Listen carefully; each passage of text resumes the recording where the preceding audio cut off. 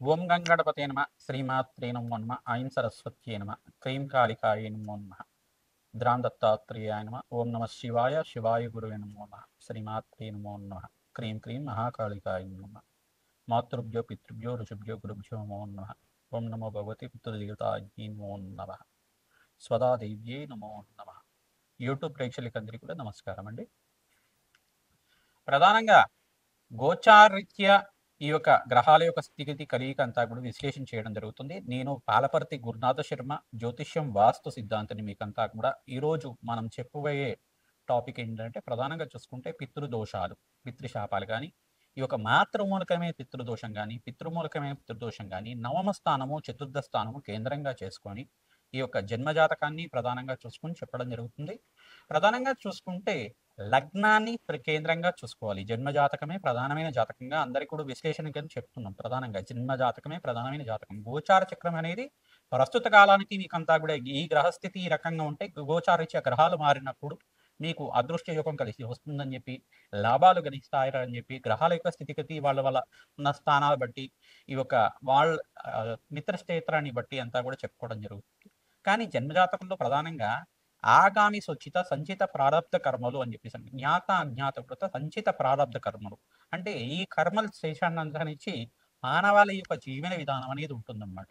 ప్రధానంగా చూసుకుంటే గరుడ పురాణంలో చెప్పిన ప్రకారంగా ఈ యొక్క మానవాళి యొక్క జీవన విధానం అంతా కూడా పితృదేవతలకి పితృస్థానానికి అంతా కూడా చేరడానికి ఎటువంటి కర్మలు ఆచరిస్తే కనుక ఈ యొక్క పితృదోష నివారణ అంతా కూడా నివారణ జరుగుతుంది అనేది తెలుసుకోవడం జరుగుతుంది. ప్రధానంగా ఒక జీవి అంటే ఒక మానవుడు కానీ, ఒక మనిషి అంతా కూడా ఈ యొక్క మృత్యు అయిపోయిన తర్వాత, చనిపోయిన తర్వాత ఈ యొక్క ఆత్మ అనేది శరీరం నుంచి బయటికి వచ్చేస్తుంది. ఆత్మ అనేది దాన్ని ఏమంటారంటే, ఆత్మని ఈ యొక్క మొదటి చనిపోయిన తర్వాత ఈ యొక్క 12 రోజుల దాకా లేదు 16 రోజుల దాకా దాన్ని ప్రేతము అంటారు.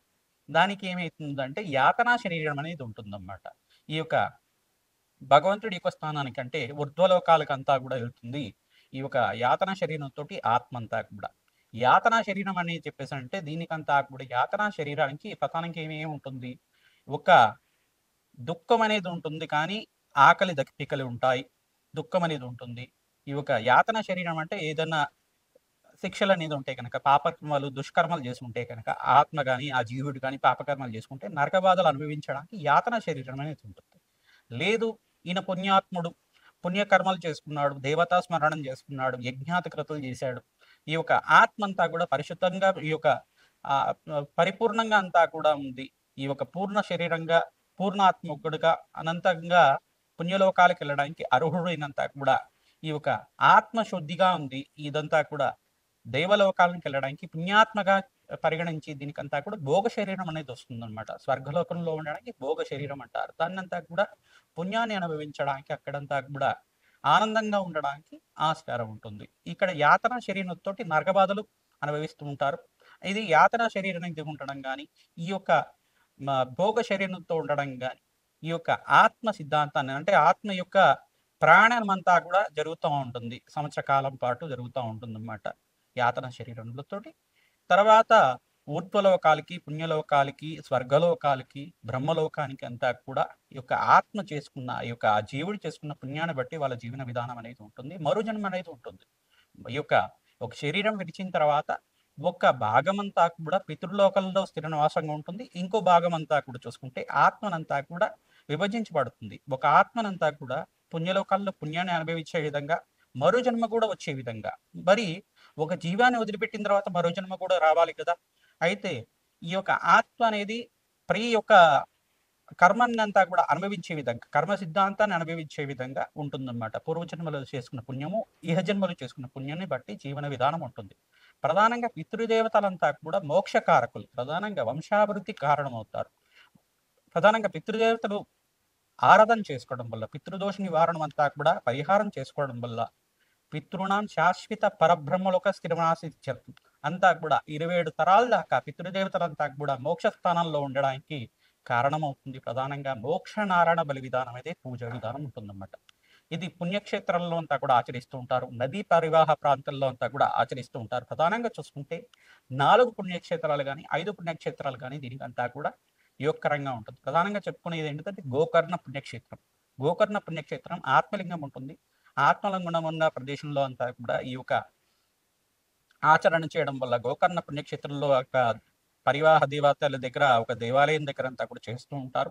నదీ ప్రవాహం దగ్గర అంటే సముద్ర మార్గం దగ్గర అంతా కూడా చేస్తూ ఉంటారు కావున ఈ పుణ్యక్షేత్ర ప్రాంతంలో అంతా కూడా అత్యంత పుణ్యప్రదంగా మోక్ష నారాయణ బలి విధానం చేయించుకోవడం, తిల హోమాన్ని ఆచరించడం వల్ల జన్మజాతకంలో మీకు పితృదోషం కానీ పితృశాపం కానీ ఉంటే గనక ఈ పరిహారం ఆచరించుకుంటే పితృణాం శాశ్వత పరబ్రహ్మ స్థితిమాసిచ్చేత్తం అని చెప్పేసి అని వేదం అంటుంది కనుక ఈ యొక్క పితృదేవతల ప్రీతికరంగా 4 తరాల వాళ్ళ పేర్లంతా కూడా మధ్వంశాణం, మాతృవంశాణం. ఈ యొక్క మీ వంశానికి చెందిన వాళ్ళు తండ్రి వంశము, తర్వాత అమ్మగారి వంశము, సబంధుకానం ఎవరైతే గనక చిన్న వయసులో కాలం చేశారు, అనుకోకుండా యాక్సిడెంట్లో పోయారు కానీ, చిన్న వయసులో అనారోగ్యంతో పోయారని చెప్పేసి కానీ, గతించిన వాళ్ళ పేరు మీద అంతా కూడా పిండ ప్రదానం చేసి తిల తర్పణాలు చేయించి, తర్వాత తిలహోమం అనేది ఆచరించడం, ఈ యొక్క బ్రాహ్మణులకంతా కూడా భోజనాలు పెట్టడం అనేది జరుగుతూ ఉంటుందన్నమాట. అక్కడంతా కూడా వత్సదానము, తిలదానము అని కూడా షోడశ దానాలన్నీ కూడా చేస్తారు. గోదానం, హిరణ్యదానం, భూదానం కూడా చేయవచ్చు. ఈ యొక్క ఆవు దూడని కలిపి ఈ యొక్క వృషభాన్ని కలిపి అంతా కూడా ఈ యొక్క గోమాత దానం చేసుకోవడం వల్ల 6 నెలల గ్రాసం అంతా కూడా దానం చేయడం వల్ల పితృశాపం నుంచి నివారణ కలుగుతుంది. సర్వే పితృణాం శాశ్వత మోక్ష సిద్ధి ప్రాప్త్యర్థం అనే సంకల్పంతో పితృదేవతలంతా కూడా పరబ్రహ్మ లోకంలో స్థిర నివాసంగా ఉండడానికి ఆస్కారం ఉంటుంది. ఈ యొక్క ఆత్మ శుద్ధి కలగడానికి ఆ జీవుడికంతా కూడా సంపూర్ణమైన పూర్ణ శరీరం లభించడానికి సమయం పడుతుంది. వాళ్ళు చేసుకున్న పుణ్యాన్ని బట్టే మరో జన్మ అనేది ఆధారంగా ఉంటుంది. మరియు మీరు చేసుకునే వాళ్ళకి సంతానంగా ఉండేవాళ్ళు ఆ యొక్క ఆత్మకి పుణ్యలోకాలు గతించాలి, పుణ్యలోకాల్లో అంతా కూడా సిద్ధించాలి, మోక్ష ప్రాప్తి కలగాలి అంటే కనుక మీరు మీ పితృదేవత ప్రీతికరంగా దాన హోమాది కార్యక్రమాలు ఆచరించాలి, అన్నదానం చేయాలి. తద్వారా పితృశాపం నుంచి బయటపడడానికి ఆస్కారం ఉంటుంది. జన్మజాతకంలో వశాత్తు ప్రధానంగా ఏం చెప్తారంటే చతుర్థ స్థానము, నవమ స్థానం అంతా కూడా కేంద్రంగా చెప్పడం జరుగుతుంది. లగ్న చక్రవశాత్ లగ్నం తెలిసి ఉంటే లగ్నాన్ని చూసుకోండి, లేదు రాశి తెలిసి ఉంటే కనుక రాశిని చూసుకోండి. ప్రధానంగా చూసుకుంటే జన్మజాతకంగా అంతా కూడా విశ్లేషణ చేయడం జరుగుతుంది కావున లగ్నాన్ని ప్రామాణికంగా చెప్తున్నాను. ఇక్కడ అంతా కూడా ప్రధానంగా 3 గ్రహాలంతా కూడా దీనికి కేంద్రంగా చెప్పుకుంటారు. రాహు కానీ కేతువు కానీ నవమ స్థానంలో ఉంటే కనుక లగ్న చక్రవశాత్ ఈ యొక్క పితృదోషం ఉంటుంది అని చెప్పేసి అంటారు. మరియు సూర్య భగవానుడు రాహుతో పాటు కలిసి ఉన్న ఏ లగ్నమైనా కానీ, మరియు శని యొక్క వీక్షణ అంతా కూడా నవమ స్థానంలో ఉన్న సూర్య భగవానుడు ఇది ఉన్న, చతుర్థ స్థానంలో ఉన్న సూర్య భగవానుడు ఇది ఉన్న పరస్పర వీక్షణ అంతా కూడా ఉన్నా కానీ ఈ యొక్క పితృదోషం వర్తిస్తుంది. పరస్పరంగా పుత్రులకి మరియు తండ్రికి అంతా కూడా విభేదాలు అనేది ఉంటాయి. ఈ యొక్క మనస్పర్ధలు అనేది ఉండడం కానీ, ఏకాభిప్రాయం రాయడానికి సమయం ఉండడం కానీ, అన్నతమ్ముల యొక్క సఖ్యత లేకపోవడం కానీ, ఇవన్నీ కూడా పితృదోషానికి కారణమవుతుంది. సంతానం అనేది ఆలస్యంగా జరుగుతూ ఉంటుంది. సంతానం అనేది కళ్యాణం అయిన తర్వాత ఆలస్యంగా జరుగుతూ ఉండడం కానీ, కొంతమందికి పుత్ర సంతానమే ఎక్కువ అవుతూ ఉండడం కానీ, స్త్రీ సంతానం లేకుండా ఉండడం కానీ, కొంతమందికి అయితే 4 కానీ 5 కానీ స్త్రీ సంతానమే ఉండడం కానీ, ఇదంతా కూడా పితృదోషం కిందే పరిగణించబడుతుంది. ఎంత ప్రయత్నం చేసినా ఈ యొక్క కష్టాలు, ఆర్థికమైన కష్టాల నుంచి బయటపడడానికి మార్గం దొరకపోవడం కానీ, అన్ని ధనం ఉన్నప్పటికి కూడా మనశ్శాంతి లేకపోవడం కానీ, రోగబాధలతో దీర్ఘకాలికంగా రోగబాధలతో ఇబ్బంది పడుతూ ఉండడం కానీ, అనుకోకుండా ఆ అకాల మరణాలు చెందుతుండడం గాని, చిన్న వయసులో వివాహం కాకుండా అకాల మరణం చెందుతుండడం గాని, ఇవన్నీ కూడా పితృదోషానికి కారణమవుతుంది. ఈ దోషం నుంచి పరిహారం కావాలి అంటే గనక, మేము చెప్పే పరిహారం అంతా కూడా విశ్లేషణ చేసుకుంటూ ఉండండి. తర్వాత మీకంతా కూడా పరిహారం చెప్పడం జరుగుతుంది. మీకంతా కూడా చెప్పిన పరిహారం మీరంతా కూడా పాటిస్తే గనక పితృదోషము, పితృశాపము, మాతృమూలికమైన దోషం గాని బయటపడడానికి ఆస్కారం ఉంటుంది. మేషరాశి జాతకులు గాని, మేషలగ్న జాతకులకు గాని పితృదోషం, పితృశాపం ఉంది అని చెప్పేసి జాతకరీత్యా తెలుసుకోవడానికి ప్రధానంగా చూసుకోవాలంటే లగ్న చక్రవశాత్తు చతుర్థ స్థానంలో రాహు గాని, కేతు గాని ఉండటం వల్ల కానీ, చతుర్థంలో సూర్య భగవానుడు కానీ, సూర్య రాహుల కలియిక కానీ ఉండడం కానీ, నవమ స్థానంలో కానీ రాహు గాని, కేతు గాని ఉండడం కానీ జరిగితే గనక దాని పితృదోషం అంటారు. ప్రధానంగా యొక్క శుభ గ్రహాల యొక్క వీక్షణ లేకుండా ఉండడం కానీ, ప్రధానంగా చూసుకుని శని భగవానుడు అంతా కూడా పరస్పరంగా సూర్య భగవానుడు యొక్క వీక్షణలో ఉండడం కానీ, ఈ యొక్క జరుగుతుంటే ఈ యొక్క గ్రహస్థితి అంతా కూడా పితృదోషానికి కారణమవుతుంది. ప్రధానంగా జన్మజాతకాన్ని విశ్లేషణ చేసుకోవడం, దానికి పరిహారం చేసుకోవడం వల్ల శీఘ్ర శుభ ఫలితాలు పొందడానికి ఆస్కారం ఉంటుంది. మోక్ష నారాయణ బలి విధానం అంతా కూడా గోకర్ణ క్షేత్రంలో కానీ, పిఠాపుర అనే పుణ్యక్షేత్రంలో కానీ విశేషంగా ఆచరించడం వల్ల అనంత పుణ్యప్రాప్తి కలుగుతుంది. ప్రధానంగా గోకర్ణ క్షేత్రానికి ప్రప్రదంగా మొదటి స్థానాన్ని ఇచ్చారు. త్రయంబకేశ్వరంలో కానీ, పిఠాపురం దగ్గర కానీ, పాదగయ దగ్గర కానీ, ప్రధానంగా చూసుకుంటే గయా క్షేత్రంలో కానీ, బీహార్ దగ్గర విష్ణుపాదం క్షేత్రంలో కానీ, ఈ పాదంలో అంతా కూడా ఈ యొక్క త్రిపండి శ్రాద్ధ కార్యక్రమాలంతా కూడా చేసుకోవడం, తిలతర్పణాలంతా కూడా చేసుకోవడం, స్వదాదేవి అంతా కూడా పితృదేవతలకి అధిష్టాన దేవతగా ఉంటుంది. స్వదాదేవికి ప్రీతికరంగా తిలతర్పణాలంతా కూడా చేయడం వల్ల, ఈ యొక్క మోక్షనారాయణ బలివిధానం చేసుకోవడం వల్ల పితృదోషము, పితృశాపము, స్త్రీ దోషం, స్త్రీ శాపం గాని, మాతృమూలకమైన స్త్రీ దోషం గాని, మాతృమూలకమైన స్త్రీ శాపం గాని దీని నుంచి బయటపడడానికి ఆస్కారం ఉంటుంది. ప్రతి అమావాస్యకి మీరంతా కూడా స్వయంపాక దానం చేసుకోవాలి. పితృతిథినంతా కూడా తప్పకుండా ఆచరించాలి.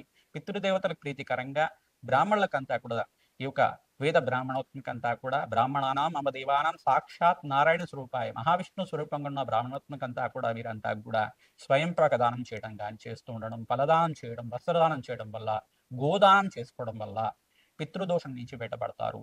సర్వే పితృణాం శాశ్వత మోక్ష సిద్ధి ప్రాప్త్యర్థం అని చెప్పేసి ఉంటుంది. గరుడ పురాణంలో చెప్పిన ప్రకారంగా ఎవరైతే దాన కార్యక్రమాలు అన్నదానం చేస్తూ ఉంటారో, గోదానం చేస్తారో బ్రహ్మలోక ప్రాప్తి అవుతుందట.